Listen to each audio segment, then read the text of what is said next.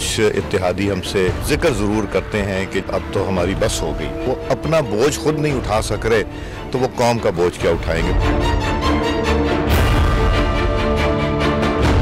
15 महीने गुजरने के बाद अब हर पाकिस्तानी के सामने हकीकत है। इस मुल्क की इकॉनमी का जो बेड़ा गर्क हो चुका है, PMLN, पीपल्स पार्टी और मौलाना फजल रहमान एक जगह पे बैठे इस नालायक और नाहल हुकूमत से निजात हासिल करनी है। पीपल्स पार्टी और नून लीग कोई कुछ नहीं करने जा रही। मौलाना फजल रहमान ने किया, धरना दिया तो वो धर लिया जाएगा। अस्सलाम वालेकुम नाज़रीन, आप प्रोग्राम देख रहे हैं रूबरू और मैं हूं आपका मेज़बान शौकत बराचा। मुल्क में जिस अंदाज से महंगाई बढ़ी है, आवाम की वाकई चीखें निकल चुकी हैं।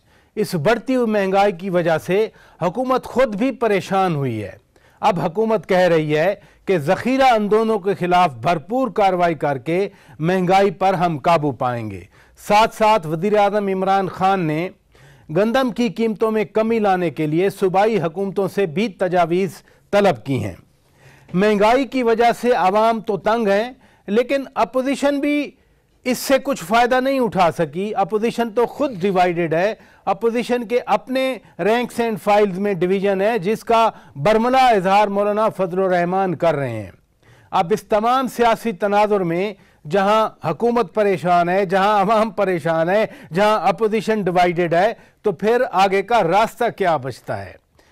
परेशानियाँ तो हैं, लेकिन पाकिस्तान के लिए अच्छी खबर भी है कि super league, Pakistan super league अब पहली बार पाकिस्तान में हो रही है। आज उसकी ट्रॉफ़ी की तकरीब रूनुमाई हुई। हम इन तमाम अमूर पर बात करेंगे। मेहमानों का मैं तारफ़ करा देता हूँ। मेरे साथ इस्लामाबाद स्टूडियो में मौजूद हैं जनाब नदीम कुरैशी साहब, तर्जमान हैं सूबाई हुकूमत पंजाब के। बहुत शुक्रिया आप तशरीफ़ ले आए। हमें ज्वाइन कर रहे हैं जनाब कैसर अहमद शेख साहब, कौमी असम्बली के रुकन हैं, ख़ुद बिजनेसमैन हैं, नून लीग से ताल्लुक़ है। बहुत शुक्रिया शेख साहब, आपने वक्त निकाला। हमें ज्वाइन किया है जनाब नदीम असगर कायरा साहब ने, पीपल्स पार्टी के रहनुमा हैं, ग्रॉस रूट की पॉलिटिक्स करते हैं। बहुत शुक्रिया कायरा साहब, आपने वक्त दिया। और हमारे साथ टेलीफोन लाइन पर मौजूद हैं नाज़रीन ख्वाजा इज़हारुल हसन साहब, MKM के मरकज़ी रहनुमा हैं। बहुत शुक्रिया ख्वाजा साहब, आपने वक्त दिया। आपसे प्रोग्राम का आगाज़ करते हैं। आप यहाँ तशरीफ़ रखते हैं कि अब हुकूमत ज़ख़ीरा अंदोज़ों के ख़िलाफ़ कार्रवाई कर रही है कि ज़ख़ीरा अंदोज़ों को हम मारेंगे, पकड़ेंगे, उनके खिलाफ कार्रवाई करेंगे, महंगाई कमी होगी। बहुत सारे इक़दाम पहले हुकूमत ने लिए, नताइज खातिर खा नहीं हुए। अब इससे कितने अपबीट है हुकूमत? जी बिस्मिल्लाहिर्रहमानिर्रहीम। देखिए परच साहब, एक तो मैं शुक्रगुजार हूँ आपका कि बड़े अहम मौजू पर आपने आज प्रोग्राम रखा। क्योंकि इस वक्त अगर पाकिस्तान का आम आदमी जिस वजह से बहुत ज्यादा परेशान है, महंगाई है। अच्छा, इसमें असल हकीकत क्या होती है कि परेशानी उस वक्त बढ़ जाती है जब इक़्तिदार के ऐवानों में बैठे हुए लोग उससे बेखबर हों। मैं समझता हूं पाकिस्तानी अवाम के लिए उनके 25 जुलाई 2018 को जो उन्होंने वोट किया स्टेटस को की ताकतों के खिलाफ इमरान खान को एक नए निज़ाम के लिए, मैं समझता हूं उनके लिए ये खुशखबरी है कि उनका वज़ीर आज़म उनकी तकलीफ से बाखबर है। जहां तक आपने इक़दाम की बात की, माजी में भी इक़दाम हुए, लेकिन मैं एक चीज़ आपने चीज़ों को कुछ इस तरह से इंट्रो में फरमाया कि जी अपोजिशन भी परेशान है। मैं एक वाक़े की तरफ आपकी तवज्जो दिलवाना चाहता हूं जो महंगाई से कंसर्न है।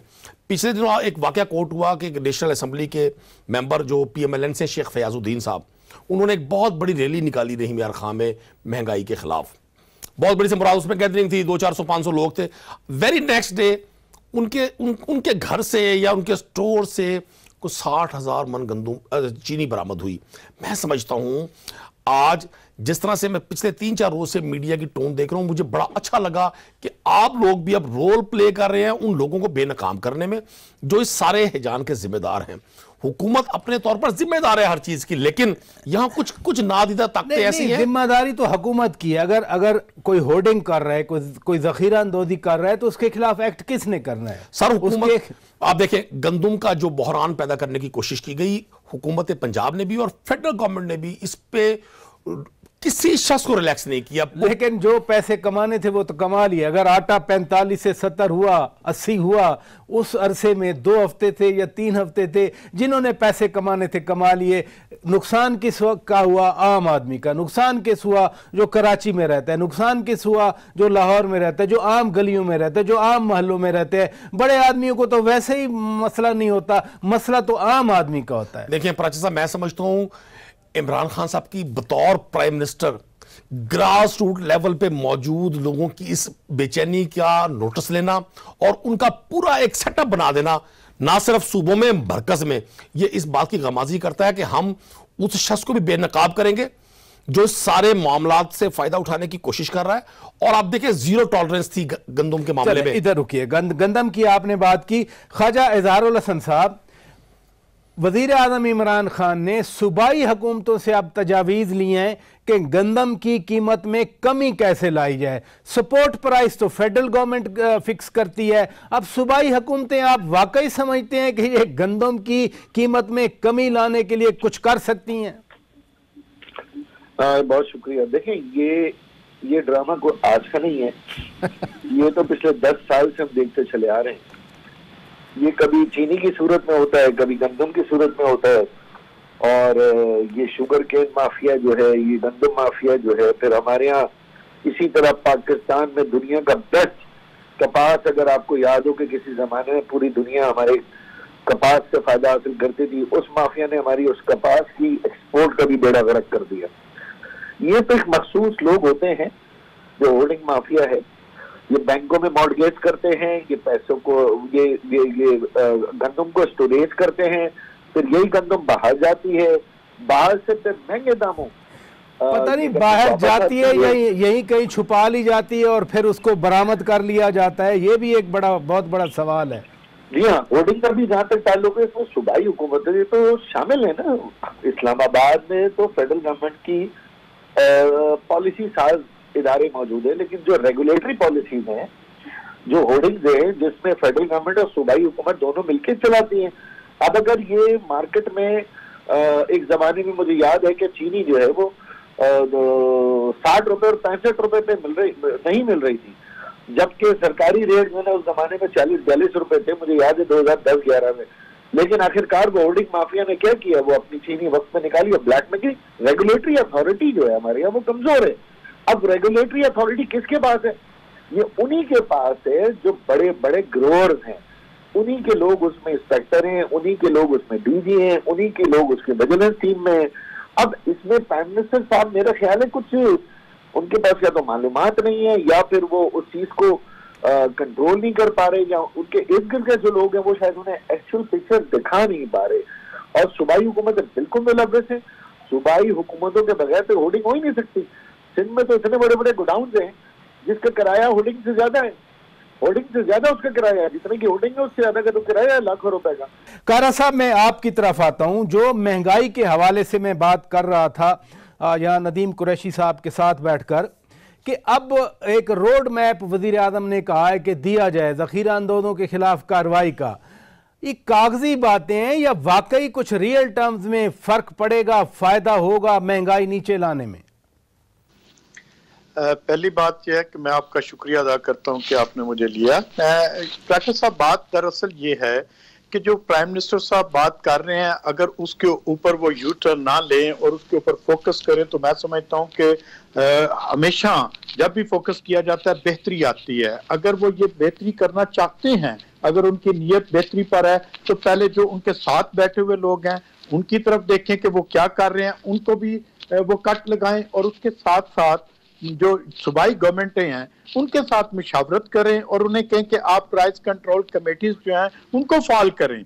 और जब तक प्राइस कंट्रोल कमेटी फाल नहीं होंगी, आप महंगाई के ऊपर कंट्रोल नहीं कर सकेंगे। आज मार्केट में क्या हो रहा है कि जब भी कोई चीज खरीदने जाते हैं तो लोग कहते हैं लो जी पीटीआई की आपने गवर्नमेंट ले आए हैं, तो अब आप उसका खमियाजा भूगते हैं। और इसका तो खुद वज़ीर आज़म भी ये शिकायत कर रहे हैं ना, वज़ीर आज़म भी कहते हैं कि नया पाकिस्तान के खिलाफ बाकायदा एक प्लानिंग से ये किया जा रहा है।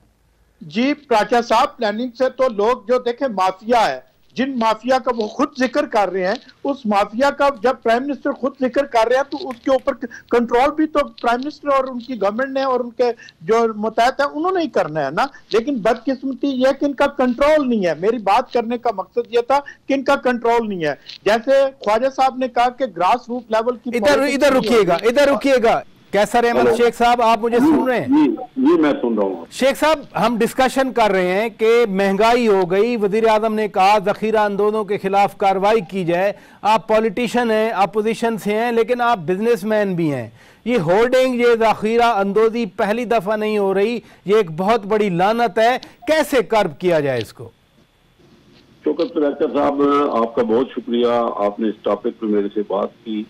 मुझे ये समझ यार, मेरा 54 साल का 54 साल का बिजनेस का तजुर्बा है और मैंने हर लेवल पे होलसेल में और ये सारा इंपोर्ट्स में और सब अपने हाथों से मैं बिजनेस करता हूँ। मेरी फैमिली आपको पता है 135 साल से बिजनेस में।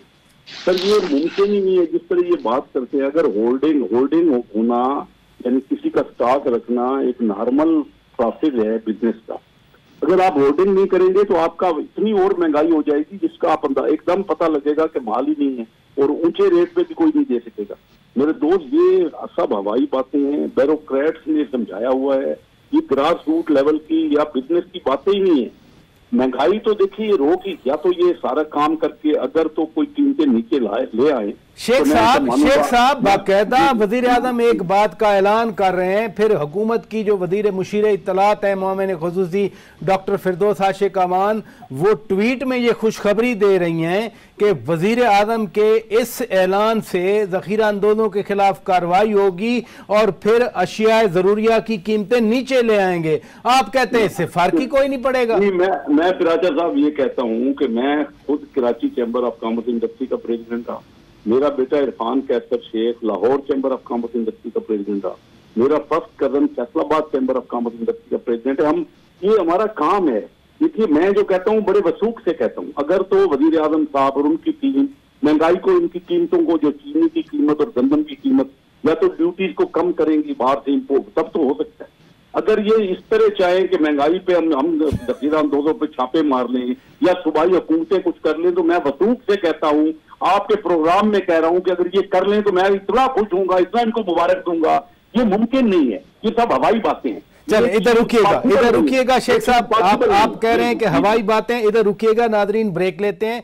ब्रेक के बाद जब वापस आएंगे, ये इतना अहम इशू है क्योंकि असल हुकूमत का काम यही होता है कि लोगों की जिंदगियों को आसान बनाए, और लोगों की जिंदगियों को आसान बनाने में जो मुश्किलात हैं, हुकूमत के पास पावर है, हुकूमत के पास जोर है, हुकूमत के पास ताकत है, हुकूमत के पास इख्तियार है, वो इन तमाम रुकावटों को अबूर करे। कैसे अबूर करेगी, बात फिर करेंगे ब्रेक के बाद।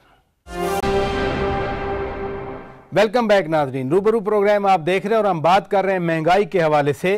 ख्वाजा इजहारुल हसन साहब, ये फरमाइए कि ये आम आदमी का मसला है, होल्डर्स हैं, गोदाम हैं, जो ग्रॉस रूट के पॉलिटिशियंस हैं, मसलन आपके पास मेयरशिप है कराची में या दीगर मुल्क में, जो ग्रॉस रूट पॉलिटिशियन जो लोकल लेवल पे हैं, वो क्या कर सकते हैं इस सिलसिले में? कैसे असिस्ट कर सकते हैं गवर्नमेंट को, निशानदही हो जाए उनकी कि ये देखें इस जगह पर ये माल पड़ा हुआ है और लोग उससे फायदा उठा रहे हैं नाजायज तौर पर?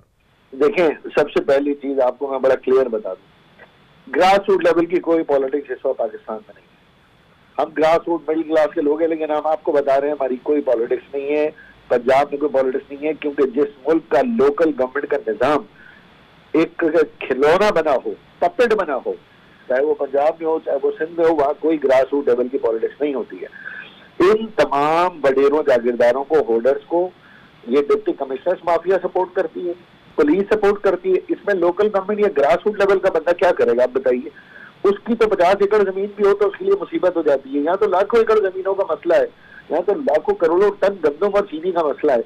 उसमें आप बताएं, यहाँ तो ये इसमें अदालती यकीनन इसमें नोटिस लेना चाहिए। अगर हुकूमत इसमें मजबूत इकदाम करिए, एक अच्छा इकदाम प्राइम मिनिस्टर ने किया भी, एक्सपोर्ट बंद कर दी, ये अच्छा काम किया कि बहुत बड़ा जो माफिया जो एक्सपोर्ट करना चाहता था, कम से कम उसका तो मुनाफा मारा गया ना। और अगर पहले चलो पाकिस्तान में पहले तलब पूरी करो, उसके बाद फिर रसद की तरफ जाए। नदीम असगर कायरा साहब, आपने ख्वाजा इजहारुल हसन की बात सुनी, ग्रॉस रूट इंटरवेंशन या ग्रॉस रूट जो पॉलिटिक्स करते हैं उनके हवाले से मैंने बात की। आप भी म्यूनिसिपल कमेटी के चेयरमैन रहे हैं, आप भी ग्रॉस रूट लेवल पर हैं, आप लोगों का क्या किरदार अदा बनता है? मैं समझता हूँ प्राचा साहब, मैं उस वक्त बात कर रहा था तो आपने फिर वो बात दूसरी तरफ पे लेकर गए, लेकिन मैं बताना चाहता हूँ ग्रास रूट लेवल का बहुत बड़ा रोल है। मैं समझता हूँ कि ग्रास रूट लेवल पे अगर इमरान खान साहब वाकई सीरियस होते, और जिस तरह अभी उन्होंने ये बयान दिया है कि मैं आईनी हाथों से उनके जो है माफिया उनके पकड़ूंगा, अगर इस पर वो कायम रहे, अगर उस महंगाई को कंट्रोल करने पर भी कायम रहे और यू टर्न ना लिया, तो मैं समझता हूँ ग्रास रूट लेवल का बहुत बड़ा रोल होता है। आप देखें कि उन्होंने बलूचिस्तान में 14 माह हो गए इदारे ग्रास रूट के खत्म है, KPK में खत्म है, और टाइम आपने उनके अभी तक वो इलेक्शन नहीं करा सके, और पंजाब में भी यही सूरत है। अगर उनके पास ग्रास रूट लेवल के नुमाइंदे मौजूद हों, हर पार्टी के कारकुन को अपनी पार्टी की, जब आपकी मीडिया के ऊपर भी बहुत परेशान है, अगर वो कारकुन जब फेस करता है लोगों को, वो कहते हैं महंगाई है, फलां बंदे ने जखीरा अंदोजी की हुई है, आप उसको रोकें, उसको चेक करें। इंतजामिया के साथ जो ग्रास रूट लेवल की उनकी लीडरशिप है, पार्टी के कारकुन है, उनको अगर इंतजामिया के साथ बिठाएं, एक वैक्यूम है, बेहतरी हो सकती है। एक वैक्यूम है जो पड़ा हुआ है। इधर रुकिएगा जी कुरैश साहब, आपने कैसर अहमद शेख साहब की बात सुनी, वो बिजनेसमैन हैं और वो इस मैकेनिज्म को जानते हैं, जिस मैकेनिज्म के हवाले से वो बात कर रहे थे। वजीर आजम साहब कहते तो हैं कि मैं माफिया के खिलाफ एक्शन लूंगा, अभी तक हुआ कुछ नहीं है। महीना हो गया जब आटा शार्ट हुआ था, चीनी शार्ट हुई थी, प्राइस जहां गई थी नीचे, चीनी की तो कम से कम नहीं आई प्राइस। अच्छा परचा, मैं एक तो अर्ज करूं, मुझे कैसर शेख साहब की का बड़ा एहतराम है, उनका बड़ा एक्सपीरियंस है बिजनेस में, लेकिन मुझे बड़ी खुशी होती बतौर एक पाकिस्तानी के कैसर अहमद शेख साहब इसका अल्टरनेट भी बताते, बल्कि उन्होंने तो इंडोर्स कर दिया कि जी जो ये स्टॉक होल्डिंग करते हैं इसके बगैर गुजारा, ऐसा कतई नहीं है। वो बेहतर समझते होंगे, मेरी अपनी राय है, मेरा भी थोड़ा सा बिजनेस है। जब आप एक चीज के हवाले से पैनिक क्रिएट कर देंगे मार्केट में, डिमांड एंड सप्लाई में गैप आ जाएगा, तो फिर रेट भी ऊपर जाएगा और लोगों में खौफ और हरास फैलेगा। एक बड़ा लफ्ज मशहूर रहा पिछले 3 माह में पाकिस्तान में, टमाटर, आपके मीडिया में बड़ा तस्करा रहा, नेशनल असेंबली में बड़ा तस्करा रहा। अगर 350 रुपए किलो टमाटर बिकेगा तो उसका जिक्र बिल्कुल। आज वो टमाटर 5 रुपए किलो है। अब मुझे नहीं समझ आती, ये 5 रुपए किलो पर पूरे सिंध में, पूरे पंजाब में 5 रुपए। मैं आप पंजाब हुकूमत के तर्जमान हैं, मैं आपको कह रहे हैं, देखें उस वक्त ना आपके मुशीर खजाना कह रहे थे 17 रुपए टमाटर है, वो 350 कर रहा हूं। आज पंजाब के तर्जमान कह रहे हैं 5 रुपए। पंजाब में 15 रुपए किलो टमाटर का रेट है, सिंध में 5 से 10 रुपए, डिफरेंट क्वालिटीज 5 से 10 रुपए किलो का रेट है। कोई यानी अच्छी क्वालिटी 10 रुपए में सिंध में। और जहां ये माजी में होता रहा है, माजी में भी होता रहा है कि स्टॉक लोगों ने जब चीजों को स्टॉक होल्ड कर नदीम असगर कारा साहब, वाकई पंजाब में 15 रुपए किलो टमाटर है? मैं तो बड़ा हैरान हो रहा हूं। ये कुरैशी साहब को पूछ दे मुझे कि कौन से बाजार से, कौन सी मार्केट से, किस मार्केट से ये रेट मिल रहा है। मैं भी अपने मुलाजिम को, मैंने कभी खरीदारी की नहीं है। पंजाब में अभी भेजे मिलेगा आपको, ना मिले मुझे जुर्माना कीजिएगा आप। नहीं, जुर्माना आपको क्या कारा साहब, ये एक जिम्मेदार आदमी है, हुकूमत पंजाब के तर्जमान है, ये MP है, वहां पर सूबाई असेंबली के रुकन है। या वो तो आपका वो देहाती वाली बात है ना, ये काम कर लो तो ना हुआ तो मुझे पकड़ लेना। वो उसने कहा भाई ये काम नहीं, उसने कहा मुझे पकड़ अच्छा, चले आगे बढ़ते हैं। ये चैलेंज इन्होंने दे दिया कि नाज़रीन जो पंजाब और सिंध में नाज़रीन देख रहे हैं ये प्रोग्राम, कम से कम वो खुद ही देखेंगे कि 15 रुपए मिल रहा है या नहीं मिल रहा। माफिया के हवाले से शेख साहब बात कर रहे थे। शेख साहब ने बिल्कुल ठीक कहा। अभी जब गंदम का बहरान चल रहा था तो पंजाब में ना सिर्फ फ्लोर मिल्स को जुर्माने डाले। साहब की बात सुन लेते जी कारा साहब, आप खत्म कर लें जल्दी से। जी कुरैशी साहब प्लीज मुझे उस मार्केट का नाम बता दें जिसमें मिल रहा है। जी देखिए, मैंने बात जो की है पूरी जिम्मेदारी से की है। मैं आपको अर्ज ये कर रहा हूं कि 350 से, अब मेरी बात तो सुने ना, आपको क्यों, आपको खैरा साहब क्यों गुस्सा करें? वहां के इलाके के लोग जो है वो आपकी इस बात की निशानदेही कर दें। चले लाला मुसा है, मैं कहता हूं कि नहीं 15 रुपए में मिल रहा टमाटर, 5 रुपए में नहीं मिल रहा, मैं कह रहा हूं नहीं मिल रहा। चले आप जिस मार्केट से मिल रहा है लाहौर की, चले इधर रुकिएगा, वो इधर रुक जाए, इधर कारा साहब इधर रुकिएगा, डिसाइड कर लेगी कि कारा साहब इधर रुकिएगा जी, बात कर रहे हैं तो उससे आपका क्लियर हो जाएगा जी। कारा साहब रुकिएगा, आपकी बात हो गई, आपका पॉइंट ऑफ व्यू आ गया। कारा साहब आप प्लीज, आपका पॉइंट ऑफ व्यू आ गया। देखिए मैं बुनियादी तौर पर जो अर्ज करना चाह रहा हूं वो ये है कि जब सप्लाई और डिमांड में गैप आएगा चीजें पैनिक होंगी। वो टमाटर जो 400 से 500 रुपए किलो था, सेनेट से लेकर सूबाई असेंबली तक और तमाम मीडिया पर उसके तस्करे थे, उसका रेट अब अपनी असल हालत में आ गया। ये माजी में रहा। खरबूजे की क्रॉप जब ओवर हो जाती है तो जो काश्तकार, मैं बुनियादी तौर पर काश्तकार हूं, जब वो अपनी क्रॉप को लेकर मंडी पहुंचता है तो उसके पास इतने पैसे नहीं होते कि वो उसका रेंट पे कर सके। ये आलू के साथ भी रहा, टमाटर के साथ भी रहा, प्याज की, चूंकि पाकिस्तान में बदनसीबी हमारी ये है, हमने कभी भी अपनी एग्रीकल्चर को इंडस्ट्री नहीं बनने दिया। आप कैसर अहमद शेख साहब की बात को एंडोर्स कर रहे हैं कि होर्डिंग का, जखीरा अंदोजी का कोई मसला नहीं होता, ऐसे ही ना। मैं कैसर अहमद शेख साहब ने जिस कॉन्टेक्स्ट पे बात की, मेरी बात बिल्कुल मुख्तलिफ है। मैं अर्ज ये कर रहा हूं कि जब आप भी, मैं 2 हिस्सों में मेरी बात है। आपने फरमाया कि ये आनी हाथों से निपटना है माफिया से। जब ये गंदम का बहरान पैदा करने की कोशिश की गई, बिला तकसीम, बिला तखसीस 15 करोड़ के जुर्माने एक वीक में पंजाब गवर्नमेंट ने किए। फ्लोर मिल्स को, डीएफसीज को मुअत्तल किया। फ्लोर मिल्स के कभी माजी में नहीं हुआ, लाइसेंस मनसूख किए गए। मुझे पंजाब हुकूमत की आमदनी या मिलों पे होने वाले जुर्माने से गर्ज नहीं है, मुझे है कि आम आदमी की जेब में जो डाका डाला गया पूरा 1-2 महीने, 45 रुपए से आटा बढ़ा, वो 70 रुपए 80 रुपए बलूचिस्तान और खैबर पख्तूनख्वा में बिकता रहा। हुकूमतें कहां थी? हाँ, मैं आपसे अर्ज करूं, देखिए आप स्टैटिस्टिक्स पढ़ें। सिंध गवर्नमेंट ने लास्ट ईयर गंदम की परचेज नहीं की, केपीके में गंदम नहीं होती। हुकूमत पंजाब ने अपना जो प्लान किया था, जो टारगेट था साल का, उसके मुताबिक गंदम परचेज की। इधर रुकिएगा कैसर अहमद शेख साहब, हम जखीरा अंदोजों के खिलाफ हुकूमत की कार्रवाई के हवाले से आपकी राय ले रहे हैं, क्योंकि आप इस बिजनेस में हैं। जखीरा अंदोजी और मार्केट फोर्सेस, जब ओपन फोर्सेस मार्केट में इंटरेक्ट करती हैं, फिर क्यों ये डिमांड एंड सप्लाई में गैप पैदा होता है? वो तो फिर कार्टेल्स हों, वो हो सकता है, लेकिन ये तो डाइवर्जेंस है। यहां पर तो हर कोई आजाद है, जब चाहे, जहां चाहे, जितना चाहे बेच सके। यहाँ जब ओपन मार्केट काम करती है ना, देखिए ना, जखीरा अंदोजी तो एक पार्ट है। अगर आप बिल्कुल जखीरा नहीं करेंगे तो कल को बिल्कुल शॉर्ट भी हो सकता है, इसका रेट और कई गुना हो सकता है। मेरी असल बात, लेकिन जब अगर जखीरा इस नियत से किया जाए कि हम जखीरा करेंगे, रेट बढ़ेंगे और आर्टिफिशियल शॉर्टेज, ये ऐसा क्वेश्चन ही है, ये सब आर्टिफिशियल शॉर्टेज क्रिएट, अगर नियत ये हो तो फिर उसका क्या करना चाहिए? अगर शौकत बरादर साहब, अगर ये क्वेश्चन है तो इसको गैर कानूनी करना चाहिए। कानून ऐसा नहीं है, कानून में, लॉ में अगर कोई अपनी चीज रख देखे ना, आज आप शुगर फैक्ट्रियों में चले जाए, शुगर मिल्स में सबसे बड़ा जखीरा तो उनके पास है। जितनी भी शुगर, वो क्यों कैसे ना होगा जखीरा? तो देखना जो माल बनेगा उनके पास जखीरा रहेगा। मेरा असल बात जो करने का मकसद क्या है ना, दुनिया में प्राइस एक होती है, एक वर्ल्ड मार्केट प्राइस है आज $405 चीनी। आप फ्री ड्यूटी 17% हमारे सेल टैक्स है। अगर आप मंगाएंगे तो दुनिया की सस्ती से सस्ती आपको 75 रुपए कास्ट करेगी। अब या तो हुकूमत कर सकती है, हुकूमत उसके ड्यूटी सेल टैक्स खत्म कर दे, ड्यूटी खत्म कर दे, तो तब तो कुछ कीमत कम हो सकती है, नहीं तो आपका माल स्मगल हो जाएगा। अच्छा, स्मगलिंग नहीं होनी चाहिए, लेकिन आपके मुल्क में 800 अरब रुपए सालाना स्मगलिंग हो रही है और इसमें कोई कमी नहीं हो रही पिछले कई सालों से।